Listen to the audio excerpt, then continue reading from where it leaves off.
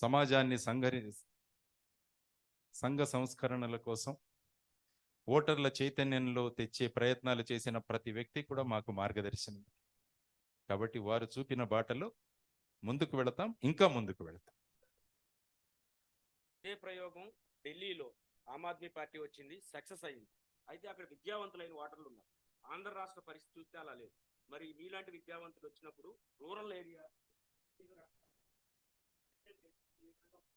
Media ఉంది నాతో, మీరు తీసుకెళ్తారు నన్ను, మీరు తీసుకెళ్ళబోతున్నారు నన్ను.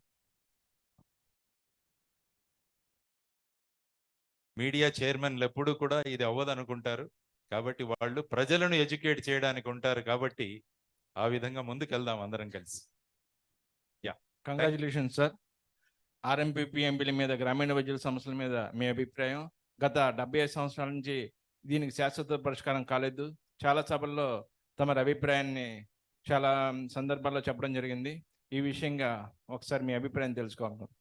మా వెబ్సైట్ ద్వారా, మా ప్రజా సంపర్కం ద్వారా ప్రతి ఒక్క అసోసియేషన్ యొక్క సమస్యలేంటి, పరిష్కారాలేంటి అన్నది తెలుసుకొని అవన్నీ కూడా త్వరలో వస్తున్న మా మేనిఫెస్టోలో పొందుపరుస్తాం.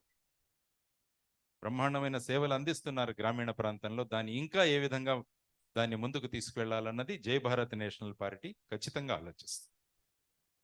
ఓకేనండి. నాకు 2 క్వశ్చన్స్ ఉన్నాయండి.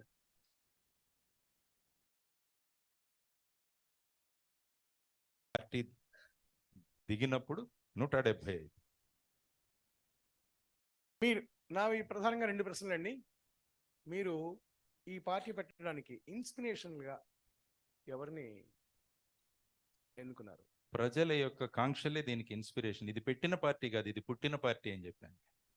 ప్రజల యొక్క కాంక్షల నుంచి పుట్టిన పార్టీ.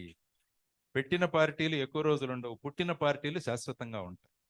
ఆ విధంగా చేసిన పార్టీ. బీజేపీతో మీరు ఇంతకు ముందర జాయిన్ అవ్వడానికి ప్రయత్నం చేసినట్టుగా ఒక వార్త ఉంది. ఇప్పుడు మీరే అన్నారు వార్తని మీరే అన్నారు. నేనెప్పుడు చెప్పలేదు. Yes sir, final question. Equal to Gujarat చేయడానికి ఒకవేళ మీరు పార్టీలోకి వస్తే ఎంత టైం పట్టొచ్చు? ఇప్పుడు మీరు ఈక్వల్ టు గుజరాత్ చేసే అవకాశం ఉందన్నారు కదా. అప్పులు తీర్చి గుజరాత్ కన్నా ముందుకు వెళ్తానన్నా. అది మీరు మర్చిపోయారు. ఎంత టైం పట్టొచ్చు? 5 సంవత్సరాలు. 5 years. ఎస్, చూపిస్తాం.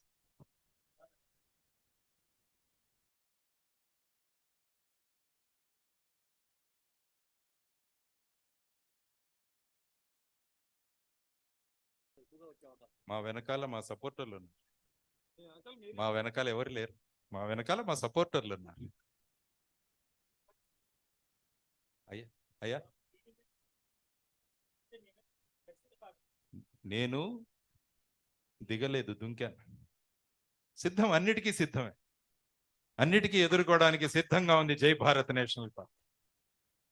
Right, thank you very much. Media మిత్రులందరికీ కూడా పెద్ద సంఖ్యలో వచ్చి ఈ కార్యక్రమాన్ని జయప్రదం చేసినందుకు. రేపటి నుంచి అందరం కలిసి ముందుకెళదాం.